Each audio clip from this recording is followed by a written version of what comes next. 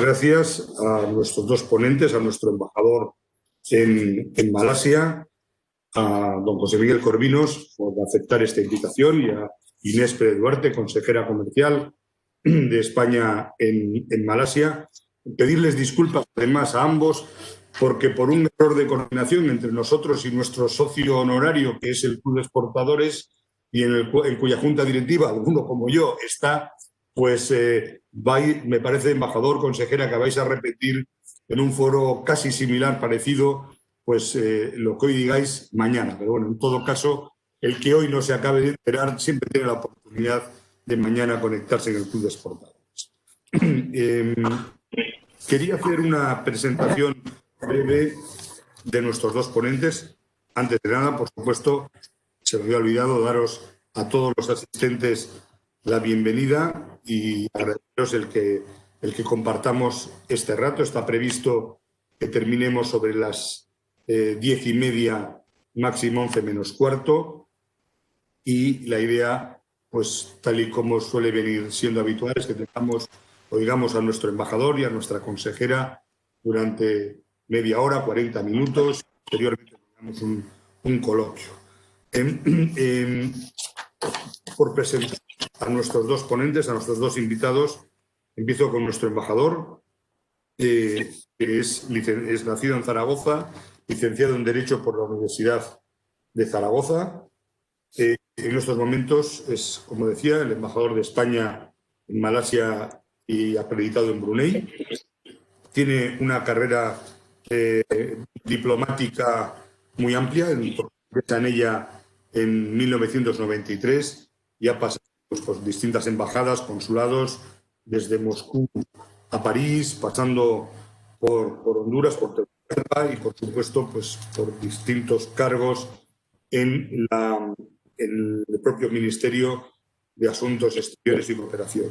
Su última embajada, si no tengo mal las notas, fue la Embajada de España en Cabo Verde, y en estos momentos, como digo, es nuestro embajador en Malasia, donde lleva, si no me salen mal las cuentas, 2 años, con lo cual es un magnífico momento para hablar con él. Tiene ya 2 años una visión, seguro que muy interesante, del país. Desde luego, quedan también todavía unos años de misión, en el cual pues también es bueno que sepa nuestra opinión y lo que queramos transmitir. En segundo lugar, también intervendrá nuestra consejera comercial, Inés Pérez Duarte, que es la responsable de la representación económica y del apoyo a las empresas españolas en la oficina comercial.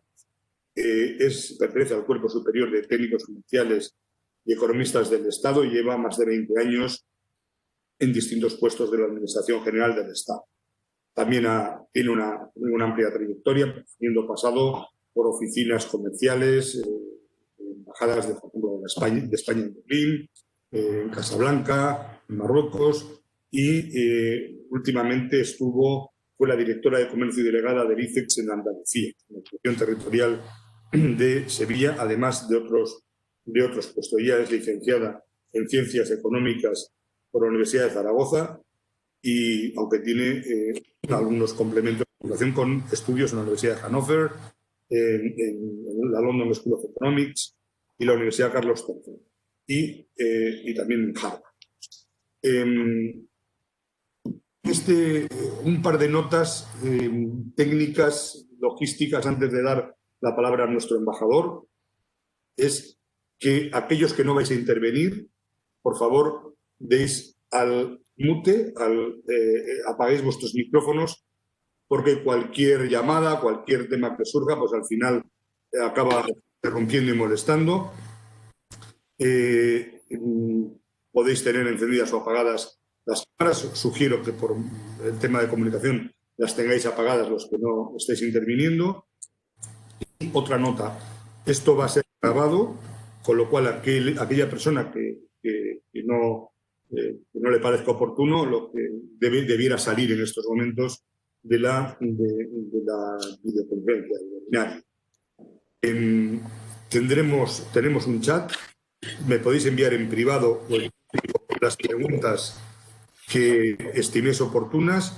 Ya le hemos trasladado como asociación también algunas de nuestras inquietudes a nuestros dos ponentes, con lo cual es muy probable que algunas de las cosas que digan ya están, ya incluyen un poco las respuestas a esas preguntas, con lo cual algunos de los que las habéis hecho en esto y nos las habéis transmitido en estos últimos días, quizá las veáis respondidas. Y nada, en 2 minutos, deciros que la verdad es que para que Malasia, un par de pinceladas, aunque aquí no habéis venido a escucharme a mí, sino al embajador y a la consejera, realmente a veces la gente, bueno, en general el ASEAN ya sabemos que es un sitio bastante desconocido. Nuestro trabajo como asociación ASEMPEA precisamente es facilitar el conocimiento de España en ASEAN y de ASEAN en España. Hoy vamos a tener información sobre un país de 32 millones de habitantes que por ahora, yo no sé, con estos cambios políticos y estas incertidumbres políticas bueno, que son muy recientes en Malasia, no sé si se mantendrá ese puesto duodécimo en el Doing Business del Banco Mundial. 12, está en el ranking, el número 12 sobre 190 países. Bueno, me parece que es algo muy importante. Es, dentro de ASEAN, el segundo destino de la inversión española. Tenemos algunas carencias todavía, como que siendo un sitio tan importante en ASEAN, la Unión Europea y Malasia no dispone de un acuerdo de libre comercio y además parece que lleva, habiendo empezado las conversaciones en 2010, todavía están paralizados. Probablemente oigamos hablar de nuestros ponentes. Y la persona que se acaba de conectar, por favor, que desconecte el micrófono.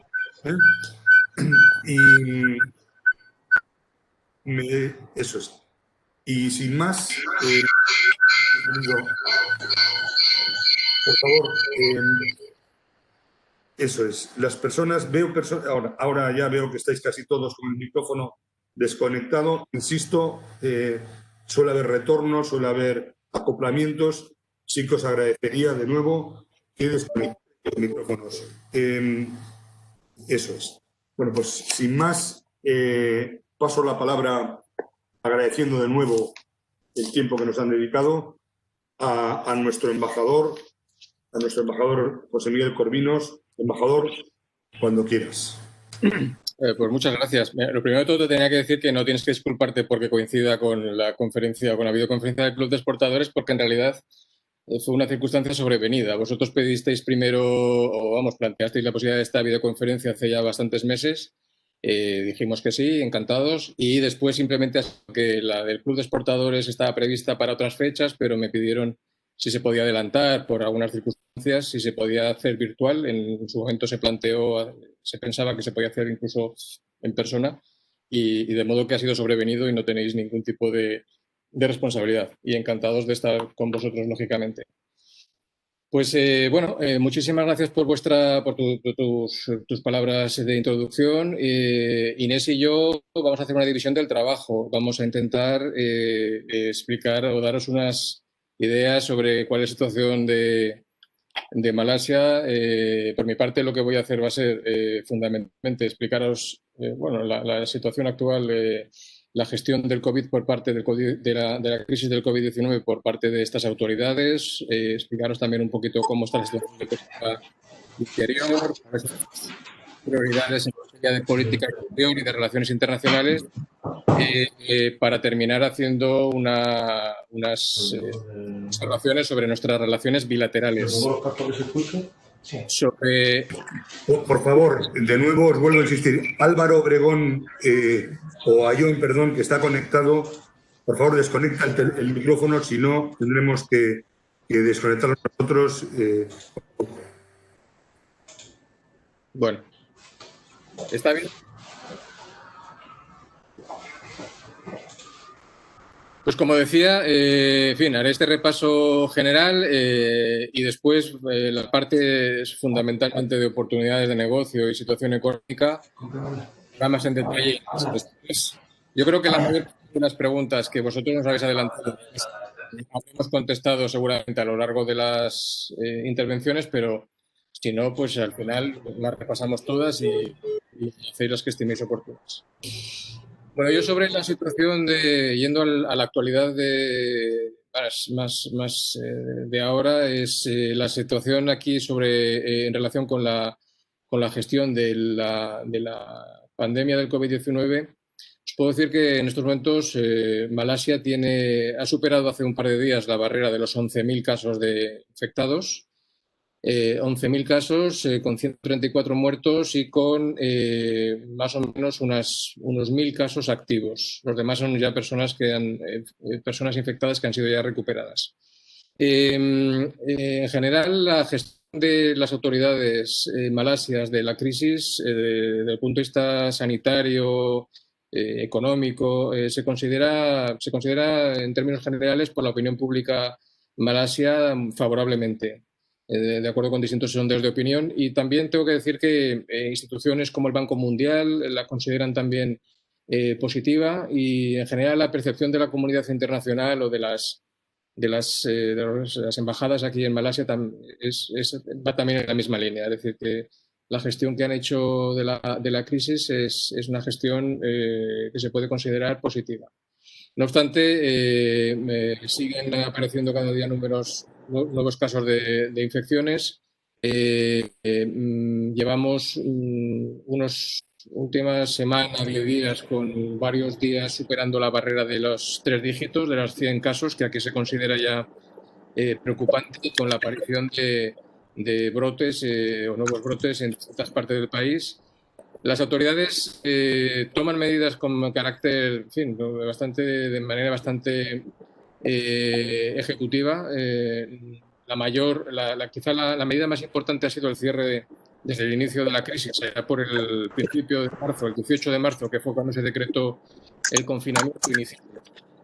La principal medida, como digo, fue el cierre de fronteras. No puede entrar ningún extranjero en Malasia y no puede salir ningún malasio de Malasia, salvo excepciones. En el momento actual, todo esto ha ido evolucionando y se ha ido flexibilizando un poquito con el paso del tiempo. En el momento actual se permite que en caso de negocios, y siempre que haya una aprobación previa del Departamento de Inmigración malasio y haya también una carta de apoyo del organismo público de promoción de inversiones de Malasia, que se llama MIDA o MAIDA, apoyando el viaje, se permite que ciudadanos extranjeros puedan venir, ya digo, en casos muy limitados y aprobados caso por caso, puedan eventualmente venir a Malasia. E igualmente se permite, en esos mismos casos, que empresarios extranjeros que residen en Malasia puedan salir del país y volver a entrar. Pero, como digo, de una manera muy, muy, muy restrictiva y caso por caso. Sobre las medidas económicas adoptadas para mitigar los efectos del COVID-19, que fundamentalmente han sido pues, medidas de estímulo económico y algunas también dirigidas a la recuperación, centrándose, intentando inyectar liquidez al sistema financiero, intentando apoyar sobre todo o el gobierno se ha centrado sobre todo en el apoyo a los segmentos de rentas más bajas de la sociedad, con apoyos, con ayudas puntuales, también intentando apoyar a las pequeñas y medianas empresas. En fin, distintas medidas que han intentado mitigar los efectos y que os podrá explicar con mayor detenimiento Inés posteriormente. Las previsiones económicas, que también nos mencionará Inés, pero yo os adelanto, previsiones económicas para el país en el año actual, bueno, pues son bastante negativas, como en el resto del mundo.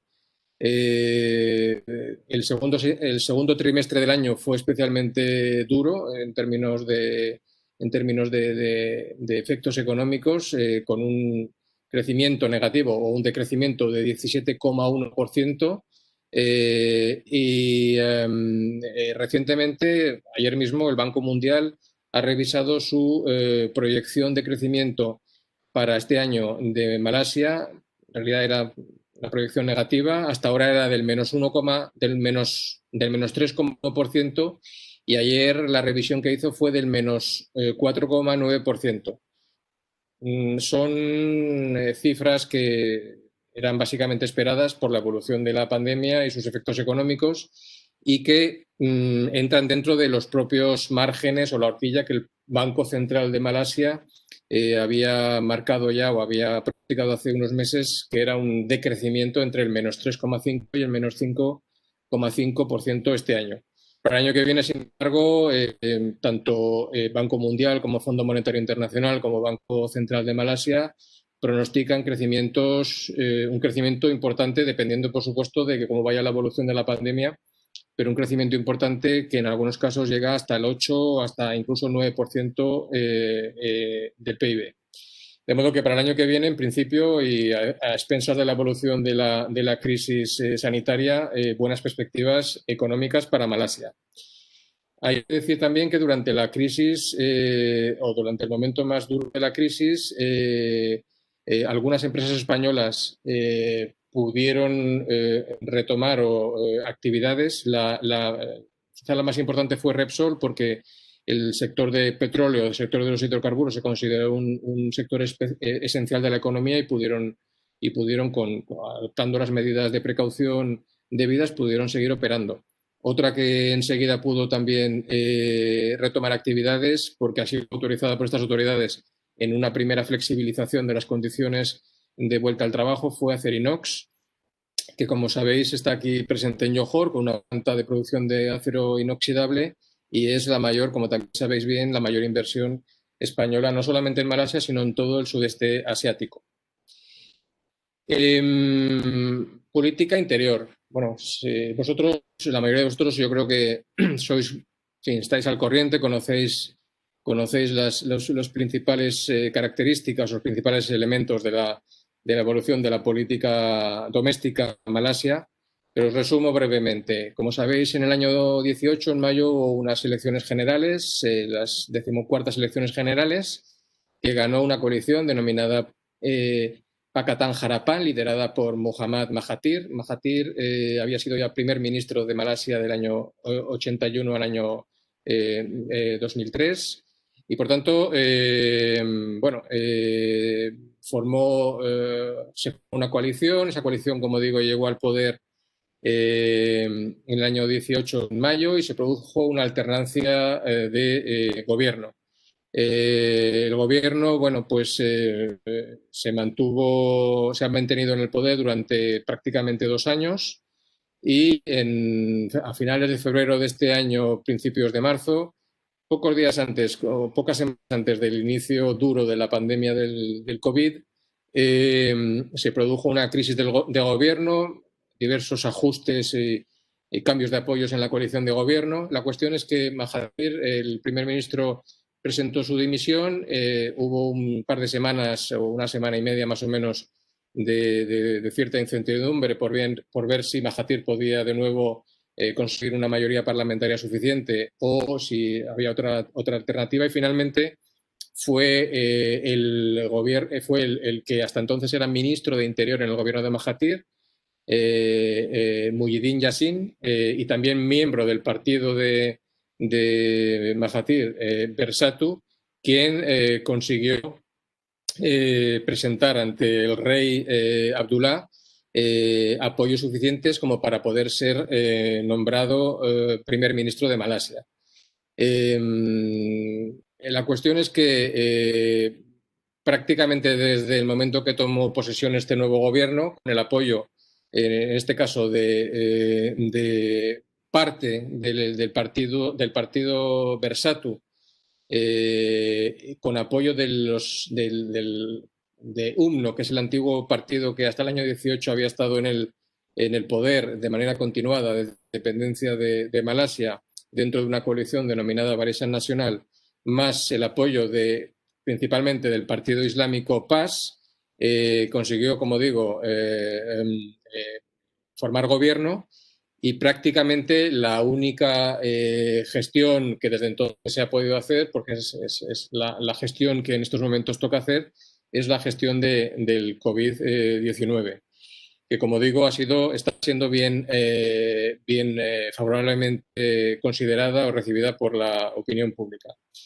En estos momentos la escena política malasia es fluida, y es fluida porque el gobierno que se formó en marzo de este año es un gobierno que tiene una mayoría, una muy pequeña mayoría en el Parlamento. De hecho, la última vez que se pudo comprobar con votos en la Cámara Baja del Parlamento el apoyo que podía tener el gobierno fue con motivo hace poco más de un mes del cambio de presidente de la Cámara Baja, o de Ban Rakyat, que se consiguió con 113 diputados. 113 diputados sobre un total de 222. Significa que, siendo 112 la mayoría, significa que la mayoría del gobierno como digo, es reducida.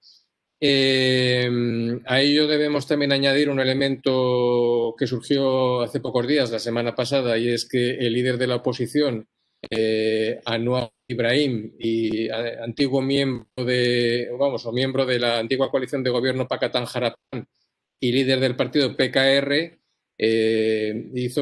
convocó una rueda de prensa en la cual señaló que tenía apoyos suficientes parlamentarios para poder presentar su candidatura y ser nombrado primer ministro de Malasia. Todavía ese anuncio que hizo Anwar Ibrahim todavía no se ha podido materializar. Él dijo que no podía hacer o no iba a dar a conocer los apoyos con que contaba hasta que no pudiera mantener una reunión con el rey, que es lo preceptivo de acuerdo con la Constitución. En todo caso, el rey, también por circunstancias en fin, casuales, está en estos momentos hospitalizado en observación. Según comunicados de la Casa Real, no parece que sea nada especialmente grave. Se trata de algún tipo de molestia digestiva, una lesión deportiva. Y por el momento esa reunión o esa audiencia entre Anwar Ibrahim y el rey no se ha podido producir, con lo cual no sabemos, o todavía no se sabe si esa iniciativa de Anwar Ibrahim va a poder fructificar o no. En todo caso, otro elemento importante y muy reciente es que este sábado se han producido elecciones en el estado de Sabah. Como sabéis, Malasia es una federación, es un estado también descentralizado, está compuesto por 13 estados. Uno de ellos es Sabah, que junto con Sarawak, son los dos estados insulares de Malasia, en la isla de Borneo. Bueno, pues Sabah celebraba elecciones estatales anticipadas también, porque había habido también unos cambios de apoyos en la coalición que hasta en ese momento gobernaba en el Estado. Y el resultado de esas elecciones ha sido favorable a una coalición que está apoyada a su vez por la coalición que gobierna el gobierno central en Malasia, el gobierno federal. El propio primer ministro Muhyiddin manifestó durante la campaña electoral en Sabah que si la coalición que él apoyaba o que su coalición apoyaba ganaba las elecciones, aumentaba las posibilidades de convocar elecciones anticipadas. De modo que ese escenario de elecciones anticipadas ha sido evocado por el propio primer ministro y es un elemento que tenemos que tener en consideración para los próximos meses. En cualquier caso, yo diría que, como mensaje, en relación con la situación política, que independientemente del resultado de unas elecciones futuras, Malasia va a seguir siendo un país interesante para las inversiones e interesante para las empresas españolas. Eso posteriormente lo desarrollaremos un poco más. En cuanto a su política exterior, que también creo que es importante para ver cuáles son las prioridades en relaciones internacionales de Malasia, bueno, especialmente es importante para Malasia su pertenencia a ASEAN y yo diría que sus relaciones con China. China es un socio imprescindible de Malasia, primer inversor en el país, primer socio comercial, una presencia muy importante. También Malasia ha repetido su intención o su idea de reforzar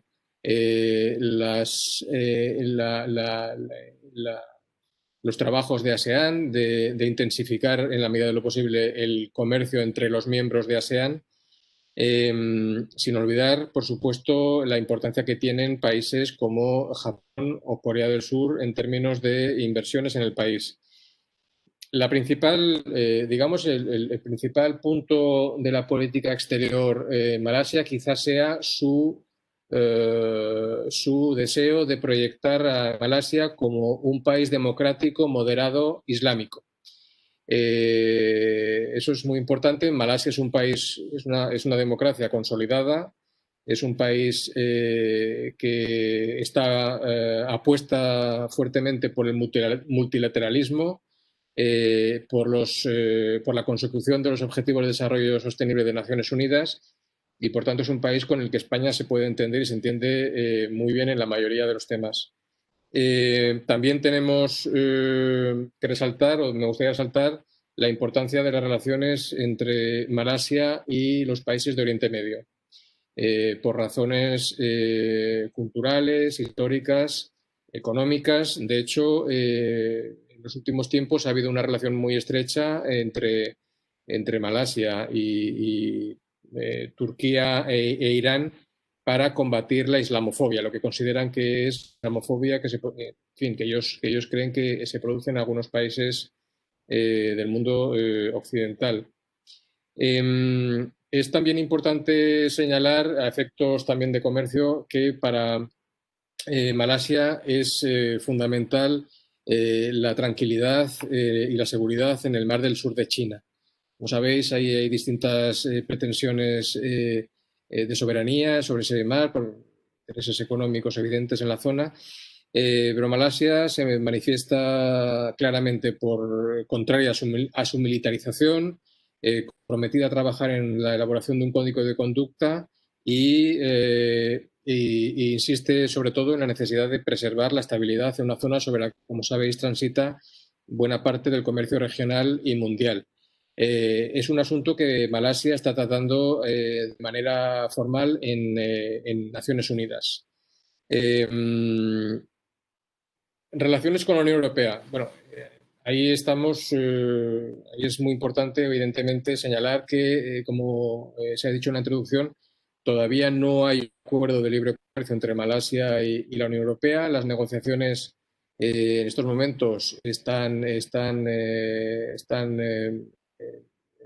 pendientes de cómo se resuelva, cómo se solucione o cómo se avance en las conversaciones entre Malasia y la Unión Europea sobre el aceite de palma. Bien sabéis que Malasia es el segundo productor mundial de aceite de palma, que aquí en Malasia el aceite de palma es importante en términos económicos y sociales, y que por tanto, en fin, y que la administración Malasia, tanto la anterior como la actual,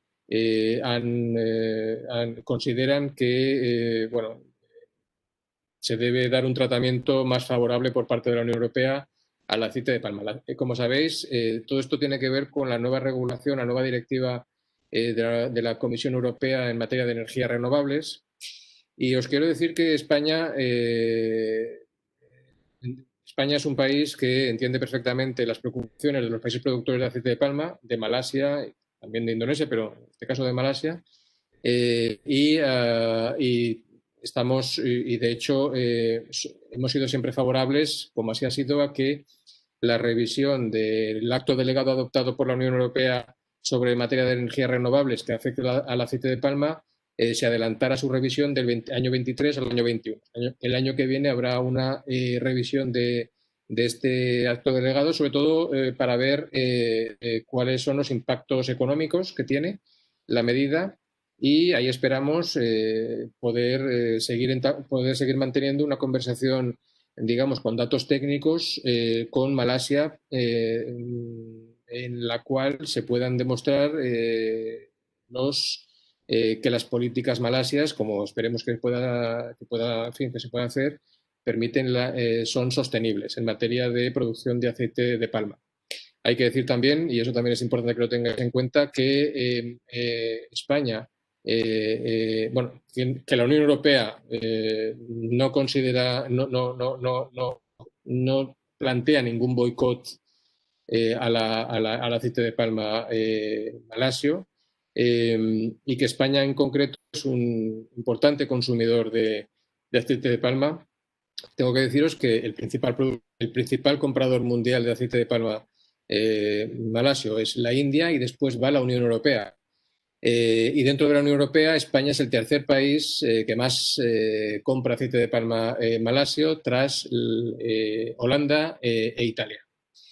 Por tanto, aceite de palma es un tema importante, pero creo que podremos superarlo a través del diálogo y que una vez que se supere, esperemos que se pueda conseguir avanzar en las negociaciones del acuerdo de libre comercio con Malasia, porque creo que sería muy interesante para la Unión Europea, pero también yo creo que incluso principalmente para Malasia. En cuanto a las relaciones bilaterales, pues deciros, pero porque es verdad la frase de que son excelentes. Es verdad que son excelentes, este año cumplimos 53 años de relaciones, pero aunque son excelentes, tenemos mucho margen para mejorarlas. Y básicamente porque tenemos un gran desconocimiento, ahí existe un gran desconocimiento mutuo, tanto de Malasia en España como de España en Malasia, ¿no? Entonces, lo que nosotros propugnamos siempre es que se produzcan más, intensificar los contactos entre autoridades españolas y malasias, que haya más visitas, pero no solamente autoridades oficiales, sino también de delegaciones empresariales. E incluso, idealmente, que siempre que haya contactos entre autoridades oficiales de los dos países, haya un contenido también económico y comercial, y si es posible también acompañadas y si pueden ser acompañadas de delegaciones empresariales, pues todavía mejor. Tengo que decir que en este caso la situación actual, que no permite, en fin, con las restricciones que tenemos de movilidad debido al COVID-19, pues han favorecido lo que estamos haciendo ahora, las videoconferencias. Y en este caso hemos conseguido en estos últimos meses que realizar dos videoconferencias, dos reuniones virtuales muy, muy importantes a nivel ministerial, como son la que se produjo en mayo entre la ministra González Laya, nuestra ministra de Asuntos Exteriores, con su homólogo malasio, y la que se produjo el mes siguiente, en junio, entre el ministro Pedro Duque, ministro de Ciencia e Innovación español, con su homólogo malasio. Son dos momentos importantes porque han servido para repasar las prioridades de los dos países. Básicamente, lo que os diría es que queremos, por una parte y por otra, nos gustaría hacer de España, que España fuera una entrada para Malasia en mercados en los que hasta ahora no está tan presente, como puede ser, aparte de los europeos, donde quizá tiene una presencia ya importante, en los iberoamericanos, donde España obviamente tiene un papel principal, y también en mercados africanos, fundamentalmente subrayaría norte de África, Mediterráneo. Y igualmente o recíprocamente que Malasia pueda también servir como una, no puerta de entrada porque ya estamos muy presentes, pero como estímulo catalizador para una mayor presencia de empresas españolas en la zona del sudeste asiático. De hecho, hay un cierto número de empresas españolas que están asentadas ya aquí en Malasia y que utilizan Malasia como base o plataforma de operaciones en todo el sudeste asiático. Y eso se debe a que Malasia ofrece unas condiciones de nivel de vida, de localización, de preparación del personal, de utilización del inglés como lengua franca, en general unos costes que resultan muy competitivos y muy interesantes para empresas españolas. No os tengo que decir a vosotros, que bien sabéis la presencia española aquí empresarial en Malasia, alrededor de 50 empresas, algunas de ellas muy importantes en términos de volumen de negocio, en términos de proyección de España, de sus ingenierías, de transporte, en fin, de la vanguardia, de la tecnología de vanguardia que España tiene, ¿no? Está Repsol, estas Técnicas Reunidas, Indra, Acerinox, pero también están Roca, Picolín, Meliá, La Liga, Ormazábal, Matachana, en fin, y tantas otras que ahora mismo sería muy largo enumerar. En cualquier caso, nuestra presencia aquí no solamente tiene que, o sea, es una presencia que también tiene que venir acompañada de algunas políticas de medio plazo y largo plazo, ¿no? Una de ellas, que a mí me gustaría mucho resaltar, es la promoción del idioma español, que para nosotros es un objetivo estratégico aquí en Malasia. Y os tengo que decir en este sentido que España, o esta embajada, estamos ya desde hace años manteniendo una coordinación con otras embajadas hispanohablantes aquí en Kuala Lumpur, trabajando, como digo, con el Ministerio de Educación en un proyecto que es ambicioso, pero que sería realmente muy interesante para conseguir que el español pueda ser incluido como quinta lengua optativa extranjera en la enseñanza secundaria malasia. Eso sería un elemento muy importante para el mayor conocimiento de nuestro país, mayor conocimiento de nuestra realidad y mayor posibilidad de expansión de nuestros negocios en este país. Hasta el momento hay del orden de calculamos que unas 22.000 personas que estudian español en Malasia. Hay prácticamente 20 universidades entre públicas y privadas que enseñan español y más de 20 colegios internacionales, pero si consiguiéramos que se incorporara a la enseñanza secundaria pública en Malasia sería un salto de gigante en este sentido.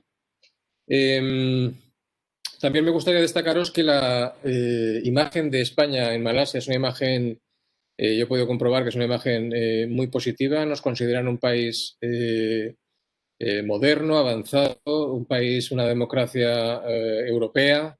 Les gusta el estilo de vida español. Una cosa que es curiosa es que dan mucho valor en fin, al hecho de que en España haya también un legado islámico, un legado árabe hasta el siglo VIII, y tened en cuenta que este es un país mayoritariamente islámico y es un elemento que también les interesa. Y eso también, entre otras cosas, hace que tengan un interés por conocer y por visitar nuestro país.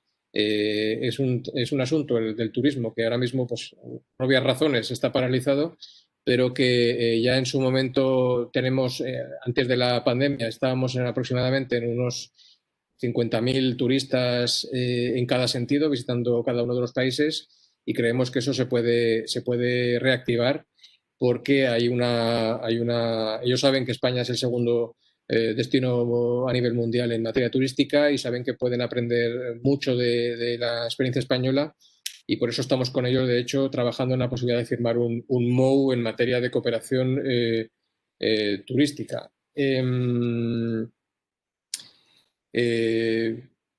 Yo me quedaría por aquí porque realmente pasaría la palabra a Inés, no sé si os parece, y después respondemos a preguntas que me las planteando. Pues muchísimas gracias, embajador. De hecho, algunas de las preguntas que habían surgido sobre el tema político justo al principio yo creo que están absolutamente respondidas. Creo que no se puede pintar un panorama más exacto, al menos, desde luego, con las noticias que yo también tengo. Y bueno, la verdad es que a mí me ha encantado escucharte, embajador, porque creo que has tocado un montón de puntos que estaban de interés. Quizá en algún momento ha llegado alguna pregunta que no has tocado, y por si acaso, para ir preparando el turno de preguntas, antes de dar la palabra a nuestra consejera, un poco el tema, la preocupación que manifiestan algunos expatriados sobre la renovación, la obtención de nuevos visados, e incluso con la entrada y salida del país de los expatriados y residentes. ¿Cómo se ve desde la embajada el tema? Si hay presiones para que se relajen un poco las medidas. Ahí lo dejo. Hay alguna pregunta más que luego ya plantearemos, pero ahora me gustaría darle de nuevo la bienvenida a nuestra consejera, la bienvenida y la palabra. Consejera Inés, cuando quieras. Gracias. Muchas gracias, Tomás. Lo primero que me gustaría saber es cuánto tiempo dispongo para mi presentación, porque nos indicabas, ¿no?, que dejáramos un tiempo para preguntas. Sí, siempre nos pasa lo mismo, ¿eh? Es decir, que al final, si pudieras hacerlo en un cuarto de hora, sería magnífico, ¿eh? Para poder tener luego otros 10 minutos, una cosa así, de preguntas, 10, 15 minutos de preguntas. Muy bien, de acuerdo. Sé que no es fácil, ¿eh? Sé que no es fácil, pero Sí, sí, bueno. sí. Sí, me ajustaré a 15 minutos. Voy a recortar. Sí que quería compartir una presentación que había preparado y yo creo que puede ayudar a acelerar también la dinámica y luego, desde luego, pues quedo a disposición para todos aquellos que tengan mayores preguntas al respecto. ¿La veis? No sé si veis Sí, toda la pantalla. ¿Veis a se vosotros? ve perfectamente, se ve perfectamente. Muy bien. Pues nada, en primer lugar, saludaros a todos y agradecer a Sempella el haberme dado esta oportunidad para presentar las oportunidades económicas y comerciales que ofrece el mercado de Malasia. Voy a dar una visión bastante general de trazo grueso, pero por supuesto quedo a disposición en el turno de preguntas para afinar en todas aquellas cuestiones que sean de mayor interés o desde la oficina comercial, asimismo, para responder las preguntas o ayudar a las empresas españolas que quieran participar en este mercado. Bien, quería estructurar la presentación en tres partes. Iré más rápida en las primeras para centrarme en las oportunidades y ajustarme al tiempo que me ha dado nuestro anfitrión. En primer lugar, en cuanto a las principales características de Malasia, sí que es importante a la hora de plantear si Malasia es el destino adecuado para una determinada empresa, es observar esas diferencias, esos aspectos diferenciales que ofrece Malasia. No es el mercado más grande de la región, hablando de ASEAN como región, por supuesto, con una característica diferenciada de lo que puede ser China o India. No es el mercado más grande, como comentaba, tampoco es el más dinámico. Ahí, pues, tanto en tamaño Indonesia, Tailandia o en dinamismo Filipinas o Vietnam pueden presentar mayores ventajas. En el caso de Malasia estamos hablando de una cuarta parte del PIB español, con una dinámica de crecimiento en torno al 5% en la última década. Pero su característica diferencial es que es un país especialmente avanzado, no es tan sofisticado como el caso de Singapur, lo único que frente a Singapur presenta unas importantes ventajas en términos de coste, pero sí comparte esa línea de país avanzado en la región, con un entorno de negocios bastante favorable. Se comenta, ¿no?, el puesto 12. Bueno, ahí lo podemos matizar también, pero es una realidad que el marco jurídico, el marco de negocios es un marco sin duda favorable y que facilita las relaciones económicas. Encontramos una mano de obra más cualificada que en otros países de la zona y, por supuesto, es un país de habla inglesa. Esta es un gran activo.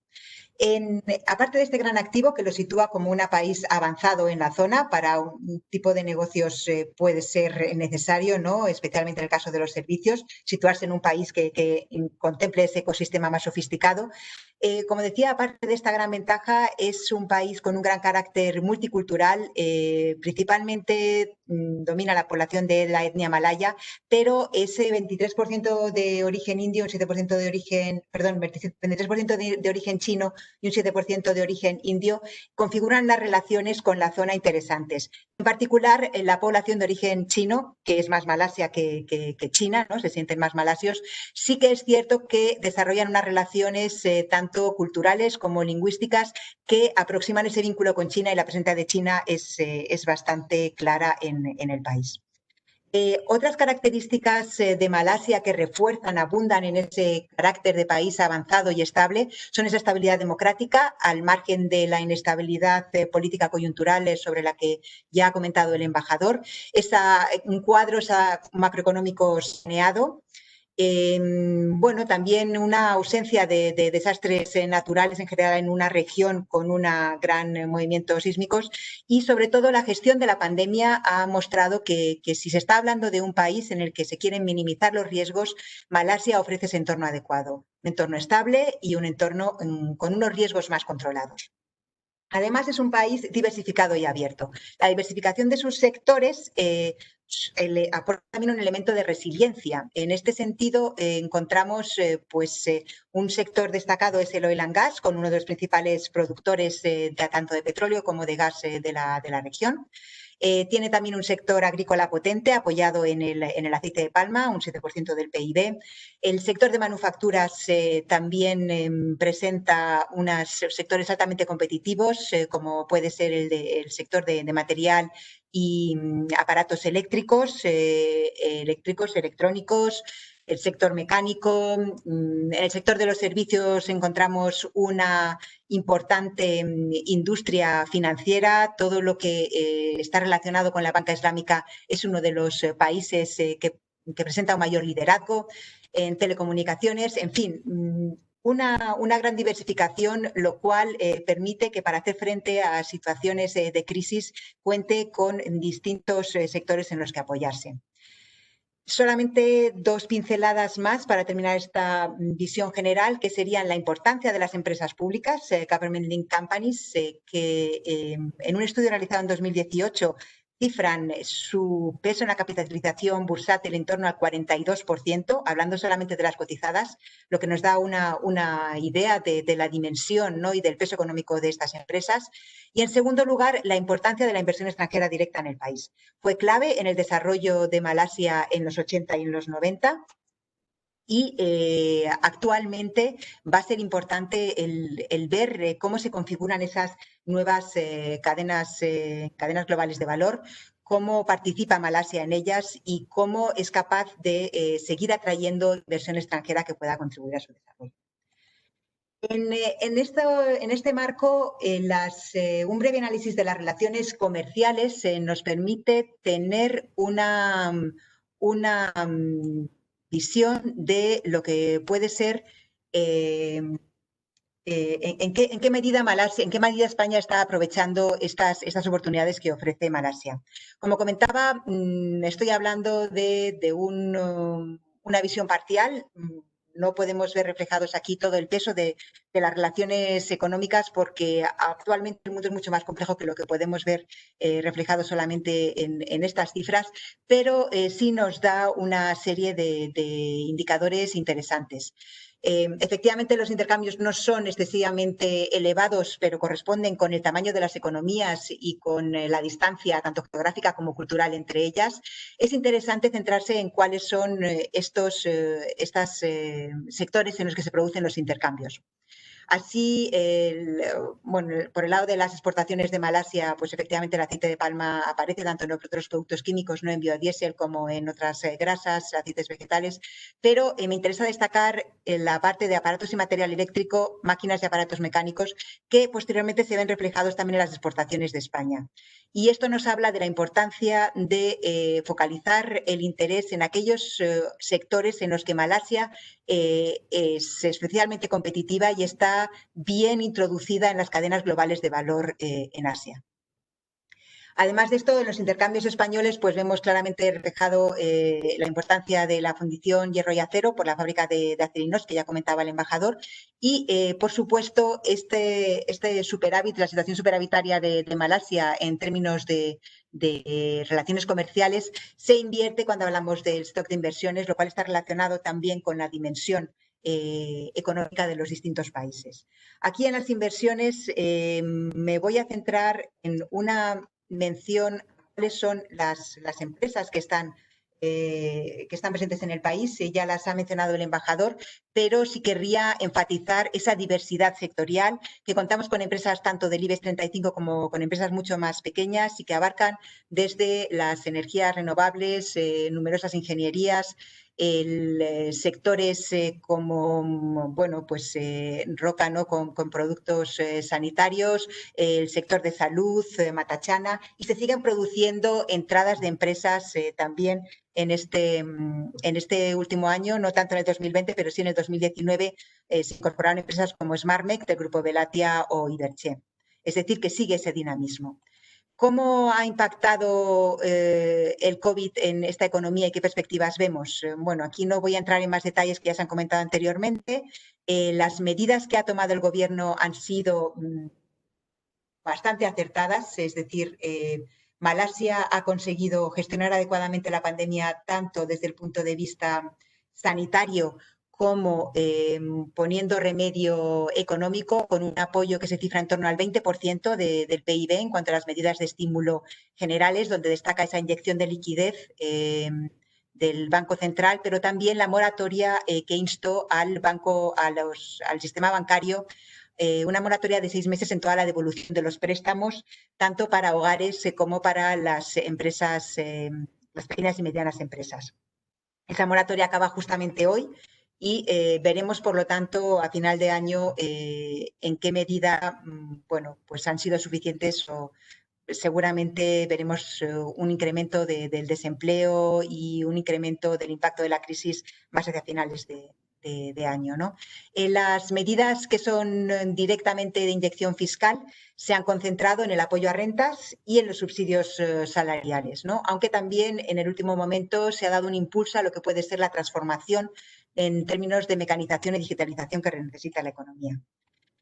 No voy a detallar mucho cuáles han sido esa reacción por distintos sectores, pero sí apuntar, por ejemplo, que ya en el sector de manufacturas vemos que se alcanzan los niveles previos a la crisis, se alcanzaban en junio.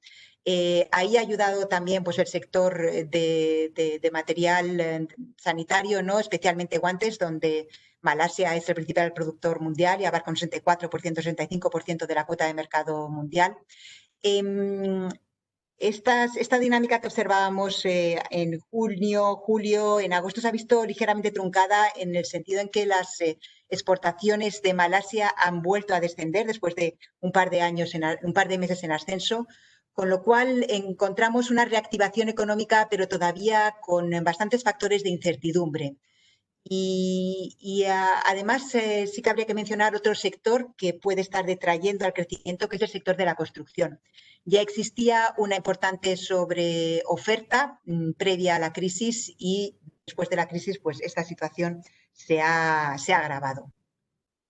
Respecto a cuál va a ser la dinámica en la recuperación, bueno, va a depender mucho de qué ocurra con esta reconfiguración de las cadenas globales de valor. China es tradicionalmente el principal destino de las exportaciones de productos eléctricos y electrónicos de Malasia. Comentaba que efectivamente las exportaciones de estos productos se habían revitalizado. Actualmente está produciendo una parada. Ahí tenemos dos efectos contrapuestos. Por un lado, que se está produciendo una deslocalización de distintas fábricas, ¿no? de China ligadas a esa percepción por parte de los países desarrollados de que había una excesiva dependencia de China y también asociadas al conflicto entre Estados Unidos y China, lo cual puede hacer que la demanda de productos eléctricos y electrónicos de Malasia dirigida hacia China pues se vea afectada, pero al mismo tiempo esa deslocalización puede beneficiar a Malasia en la medida en que sea el destino elegido para reubicar algunas empresas, que en algunos casos pues está siendo así. La evolución futura también va a depender de cuál sea el precio del petróleo. Bueno, pues por supuesto ya comentaba, un 7% del PIB está asociado al sector de los hidrocarburos y al mismo tiempo un 15% de los ingresos públicos provienen de dividendos de Petronas. Es decir, que el impacto del precio del petróleo es importante en el caso de Malasia. No solamente el precio, sino también el hecho de que el sector esté en una reconfiguración estructural, todo el proceso de descarbonización de las economías va a tener impacto en cómo vaya desarrollándose ese desarrollo posterior, esa evolución posterior de Malasia. La situación política, por supuesto, en la medida en que continúe esa inestabilidad, pues es difícil abordar reformas estructurales que necesita el país. Bien, me centro, por lo tanto, en lo que serían las oportunidades actuales para la empresa española. Estas se marcarían dentro de lo que debería ser el 12º Plan Malasia, que es el marco estratégico en el cual se toman las decisiones. La aprobación de este plan se ha pospuesto hacia principios del año que viene y, por lo tanto, solamente contamos con el marco previo como orientación, así como el concepto de Share Prosperity, ¿no? que se ha venido reforzando desde ya hace más de un año.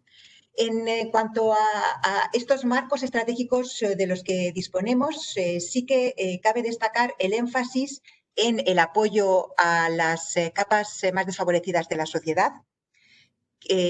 Por otro lado, también hay un énfasis en reforzar esa dinámica de transformación estructural que requiere Malasia para subir de lo que algunos han denominado, ¿no?, la trampa de país de renta media, y que pasaría por reforzar todo lo que es el capital humano, por apostar por el crecimiento sostenible. Y también vemos ya una mención a ese necesario fortalecimiento de las infraestructuras. Los proyectos de infraestructura se vieron paralizados desde mediados del año 2018 y aunque se ha anunciado posteriormente que se iban a reactivar, pues bueno, los sucesivos cambios de gobierno y posteriormente la pandemia han paralizado ese reimpulso, ¿no?, de los proyectos de infraestructura, que se espera o se está ya detectando que puede empezar a haber un nuevo movimiento, porque además el país lo necesita ya un impulso económico para poder realmente alcanzar esa previsión de entre el 5,5 y 8% de crecimiento para el año que viene. ¿Dónde se centrarían los sectores de oportunidad para las empresas españolas? Bueno, ligaría en primer lugar, mencionaría efectivamente en esta línea con la transformación del tejido productivo y especialmente en aquellos sectores donde Malasia presenta una especial ventaja comparativa, ¿no?, como son el sector eléctrico, electrónico, mecánico, químico. Ahí las empresas españolas pueden aportar tanto tecnología como equipamiento y con el apoyo de las medidas incorporadas en el programa de Industria 0.0 de Malasia, tratar de trabajar con estos sectores que son la esencia de las manufacturas en Malasia y a partir de ahí encontrar puntos de colaboración sabiendo que esa transformación estructural es muy necesaria y es hacia donde podemos encontrar quizá con limitaciones de financiación inicialmente, ¿no? O sea, también el paso o el dinamismo que pueda tener este año, el año que viene, o saber si ya vamos a esperar hasta 2022, va a depender de estas capacidades de financiar, ¿no?, esa transformación y esa venta de equipos y de equipamiento. Pero es cierto que este es el proceso que se va a producir en los próximos años, y igual que se encuentra en el sector industrial, lo vemos en el sector agrícola y agroindustrial, que se ha apoyado, especialmente en lo que se refiere a las plantaciones de aceite de palma, se ha apoyado mucho en una mano de obra con bajos salarios, especialmente proveniente de los países del entorno. Y actualmente existen problemas, bueno, tanto por la salida del país de algunos de estos trabajadores como por el cierre de fronteras para poder contar con suficiente personal, que no es fácil de reemplazar con personal local y que, por lo tanto, inducen a esa necesidad de mecanización y de apostar por la modernización de los cultivos. En temas de insumos, en Smart Agriculture también existen oportunidades. Los concursos públicos, bueno, no me va a dar tiempo a centrarme después en el de transporte, pero quizá para el turno de preguntas tenía una diapositiva especial sobre este tema y aquellos que estén interesados, pues estoy a disposición para tratarlo más en detalle. Es donde sí se ha reactivado el High Speed Rail, especialmente, ¿no?, como gran proyecto estrella, aparte de otros muchos que están activos. Vemos muchas oportunidades en el sector de agua y de gestión de residuos. Quizá no han sido sectores que han recibido suficiente atención, pero cuando ya hay un problema de cortes de suministro, hay un problema de contaminación de aguas, bueno, con un ejemplo reciente directamente en Kuala Lumpur, que ha cortado el suministro a una parte importante de la población. Cuando se reconoce que se necesita una integración de todo en la cadena de valor, pues va a ser un momento en el que existen oportunidades para ofrecer la tecnología y las soluciones que presenta España, tanto en aguas como en gestión de residuos. Servicios informáticos empresariales en múltiples sectores, destacable los ligados al sector de oil and gas, potente en Malasia. Smart Cities, a veces hay más discurso que proyectos concretos, pero tanto en residuos urbanos, movilidad, habría oportunidades, sector sanitario, educativo. No querría dejar de mencionar alimentación y bienes de consumo. Aquí estaría ligado a ese crecimiento de la clase media y alta en Malasia y bueno, pues existen oportunidades para moda, hábitat, alimentación. Hub para la región, Y pasando a la parte de transporte, solamente mencionar que Malasia ofrece numerosos apoyos para la inversión y atraer, bueno, para la inversión en Malasia y para el desarrollo empresarial. Existe actualmente un proyecto activo conjunto del CEDETI junto con Mike. Y, por supuesto, estoy a vuestra disposición con los distintos servicios de ICIX, tanto de inteligencia económica como de distintos programas. Muchas gracias. Pues muchísimas gracias a nuestra consejera, a Inés Pérez Duarte, por la rapidez, la concisión y ajustarte al tiempo, además de contar un montón de cosas. De hecho, consejera, has mencionado que tenías una transparencia sobre el transporte y hay una pregunta precisamente que habla de las próximas infraestructuras sobre las que está trabajando el gobierno malasio. También alguna idea si se va a retomar el tema de la alta velocidad. Bueno, voy a intentar resumir las preguntas. Me han vuelto a insistir, embajador, en dos preguntas que he recibido sobre la movilidad, sobre esa preocupación, sobre si está abierto, está cerrado, que yo sepa, por lo menos en el caso de la persona que tenemos como empresa allí, parece ser que el tema está bastante cerrado, con esa excepción del corredor en algunos temas muy puntuales, pero quizá alguna actualización sobre la movilidad sería importante. Sí.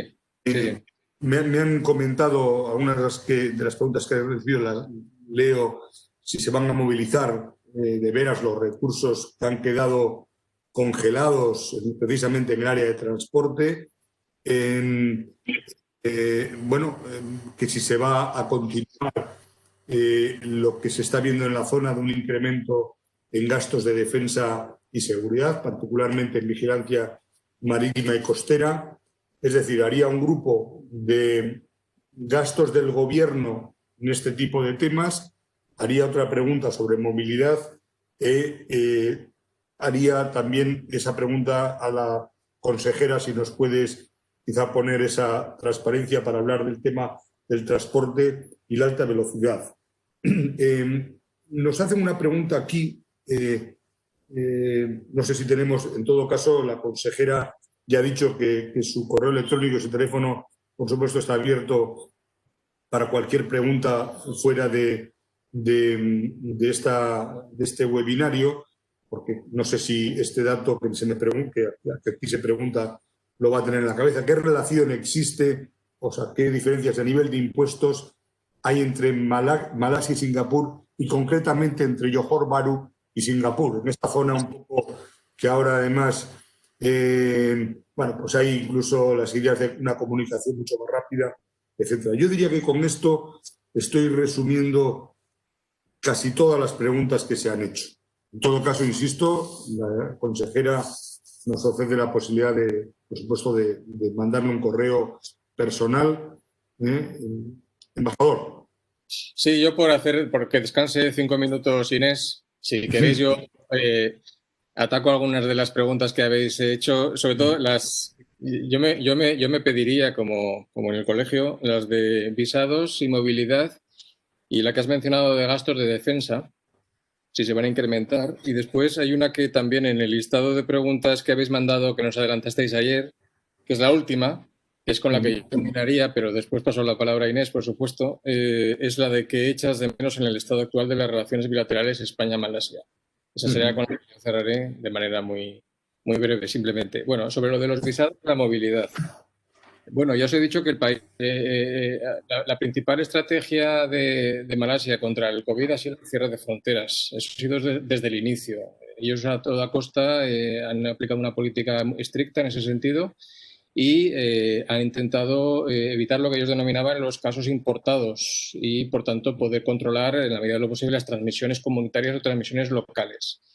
Bueno, ese cierre de fronteras se ha producido desde el mismo momento en que se decretó el confinamiento inicial, que fue el 18 de marzo. Y en el momento actual, la realidad es que hasta el 31 de diciembre, al menos, las fronteras, digo al 31 de diciembre porque es la última fecha hasta la que han comunicado las medidas que están en vigor actualmente, hasta 31 de diciembre al menos, la situación va a seguir siendo de cierre de fronteras. Eso significa que todo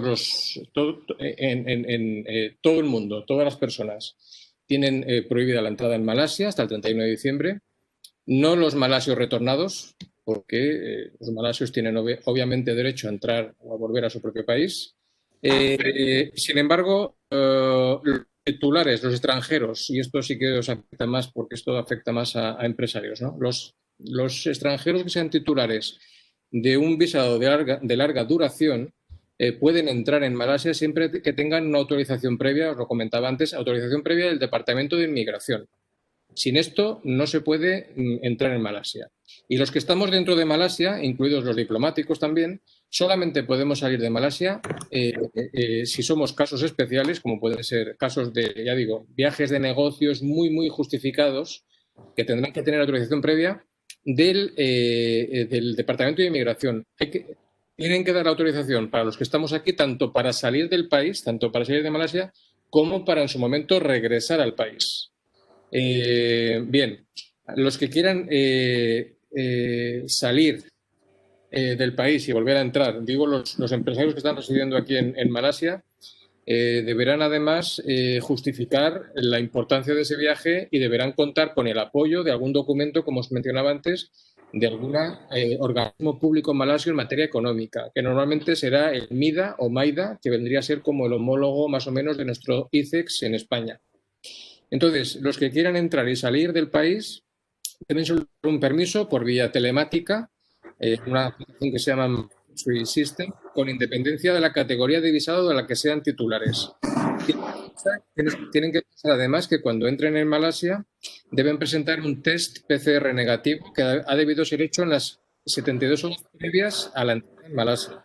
Y deben realizar un nuevo test PCR a la llegada al aeropuerto de Kuala Lumpur, en este caso.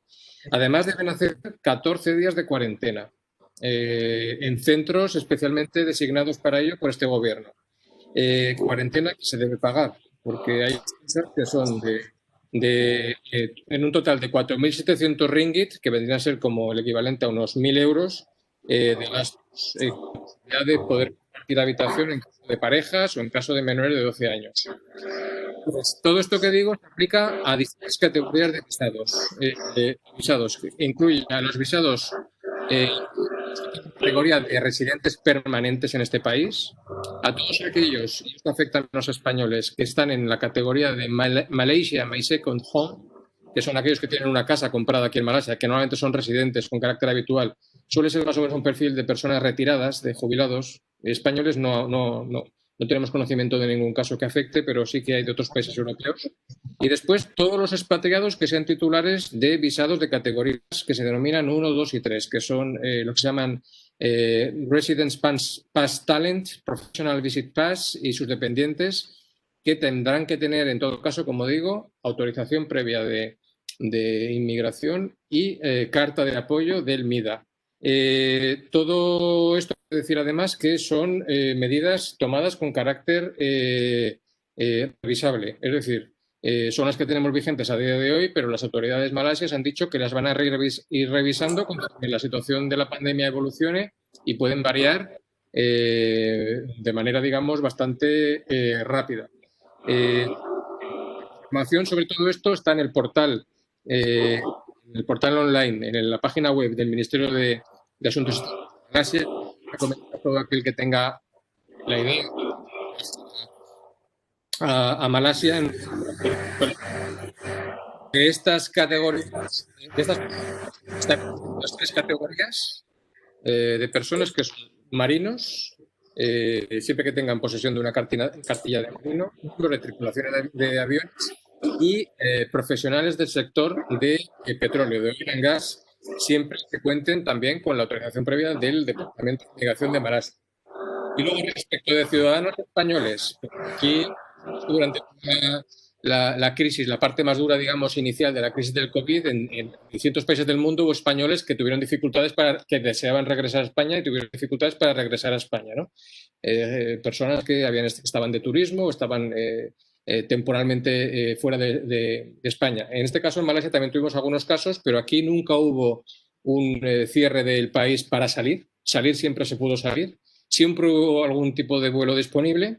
Y en cualquier caso, los malasios, que también son muy estrictos en materia de visados, de emisión de visados y de respetar la validez de los visados, han tenido, digamos, la deferencia de considerar que hasta que todos aquellos que hayan entrado con visado en Malasia y les haya caducado estando aquí durante el periodo de COVID-19, tendrán hasta el 31 de diciembre para poder salir del país sin penalización o sin sanción. A partir de ese momento, seguramente tendrán que estarán sujetos a algún tipo de sanción.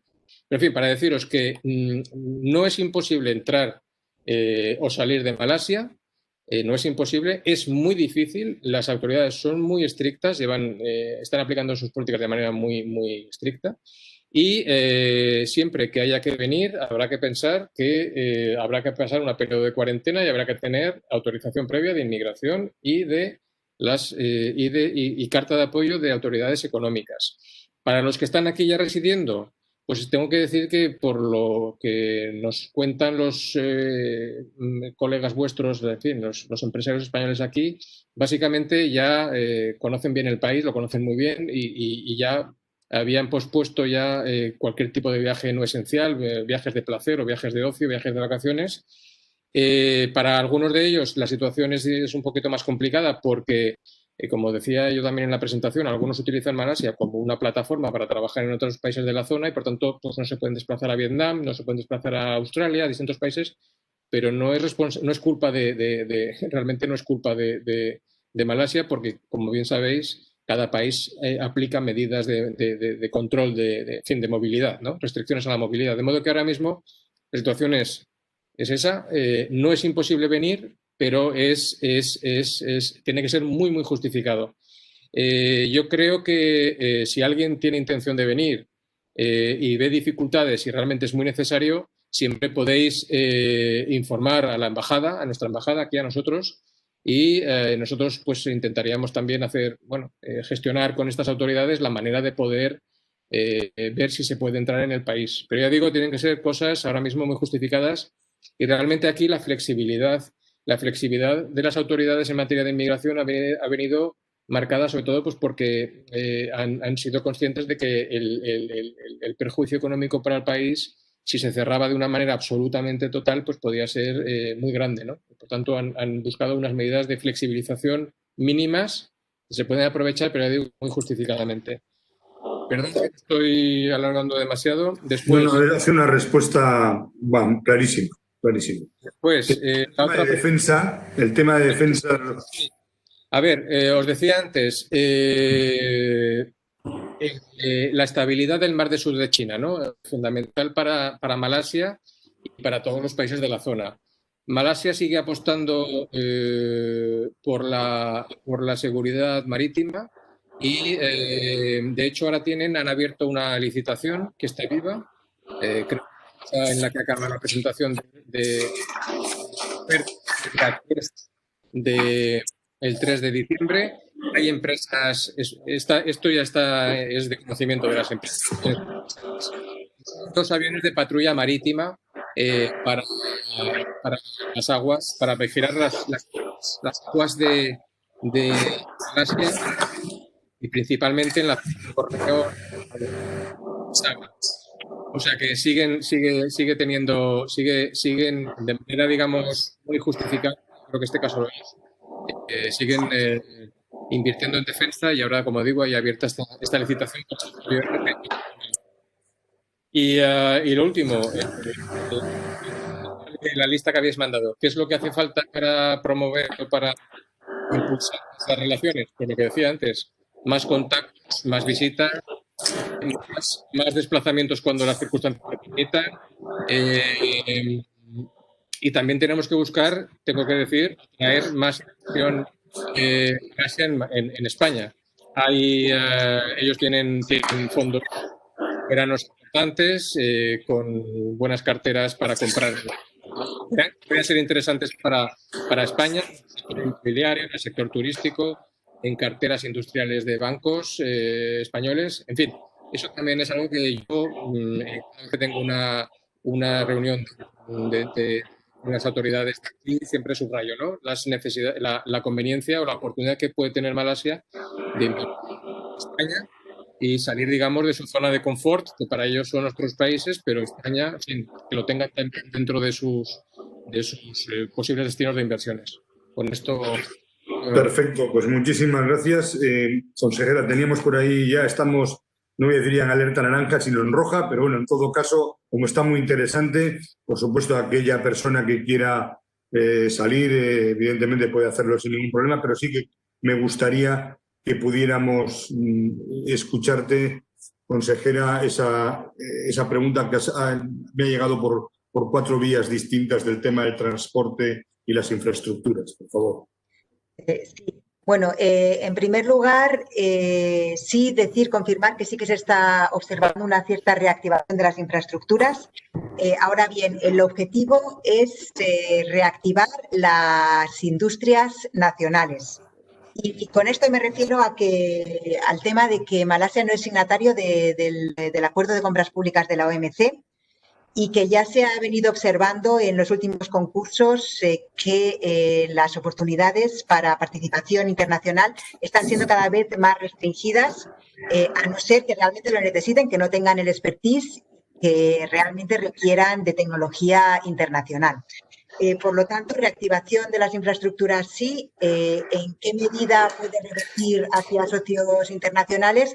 Pues depende de aquellos productos más especializados, que España los tiene, ¿no? Donde pueda aportar una tecnología realmente requerida.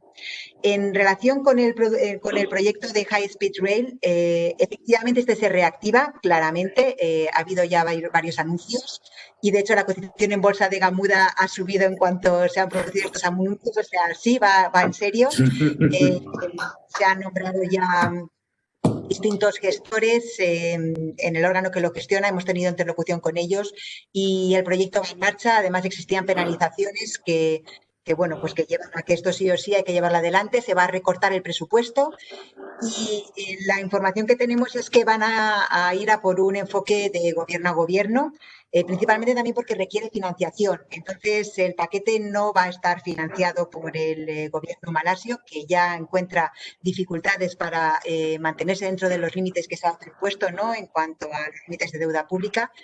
Y esto significa que, bueno, actualmente tanto China como Japón serían los países mejor posicionados para liderar estos proyectos y, por tanto, las oportunidades para empresas españolas vendrían más bien del lado de contactar con aquellas empresas que, bueno, que bien chinas, bien japonesas, que puedan necesitar de su tecnología y donde se puedan insertar en estos proyectos. Hay otros proyectos, tanto en Johor, ¿no?, el RTS, ¿no?, que se ha puesto también en marcha, simplemente la conexión por ferrocarril, ¿no?, el del Causeway de conectar Singapur con Johor. Hay proyectos también en Penang, el Master Plan de Penang, que lo mismo, pues también se ha ido demorando en el tiempo y, bueno, pues espero que en algún momento se reactive, aunque el gobierno de Penang no es del mismo color, ¿no?, que el del gobierno nacional, y habrá que esperar en general a ver qué se aprueba en el presupuesto el 6 de noviembre y cuáles son los proyectos que salen destacados y favorecidos en el 12º Plan Malasia. Pero efectivamente en ferrocarril sí hay que ir aproximándose. Es también relevante tener presente que hay que estar sobre el terreno. Es muy difícil en Malasia llegar y realmente obtener un proyecto. Hay que trabajarlo, hay competencia con empresas no solo locales, sino asiáticas, chinas y competencia europea.